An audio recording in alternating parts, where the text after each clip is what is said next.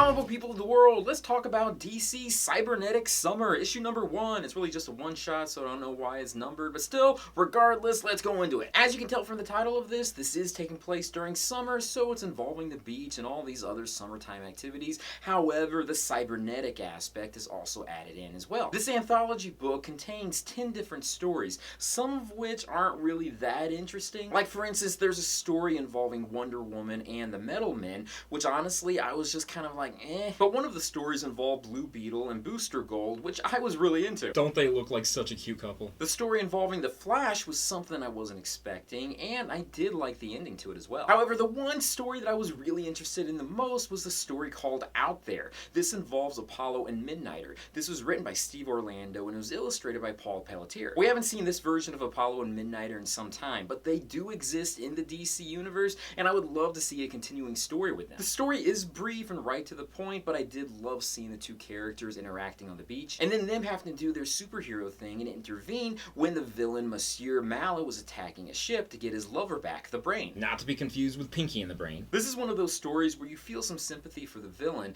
because he just wants to be back with his lover. But of course, he and his lover are both villains. Like all of the other stories that took place in this comic book, this wasn't grandiose in any way. If anything, it was just nice to see Apollo and Midnighter in action one more time. And in all honesty, I think the book itself was worth it just for this one story. As for the other stories in this comic book, they are definitely entertaining, I will say that. Although, to be honest, I probably won't ever actually read them again, and there's really no impact as to what's happening with the characters in future stories. I admit the story where Victor Stone Cyborg met Superman Cyborg was really cool. I am glad that I read this comic book, and maybe I was a bit biased because of Apollo and Midnighter being in it, but you know what? Well worth it. If you're interested in reading this comic book, it should be readily available just about everywhere. I know with everything that's going on in the world and everything being all wonky, comic books have been affected. However, it looks like they're getting back on schedule. Anyways, though, I'll end this comic book review at this point. Thank you guys for watching me. If you haven't done it yet, check out my Patreon site, patreon.com/gaycomicgeek. You become one of my patrons, you get to see some extra pictures, videos, and photo shoots that I only show to patrons. Check it out, I'd really appreciate it. And with that, I'll join you guys in another video very soon. Peace, love, namaste, and see you later. Nice.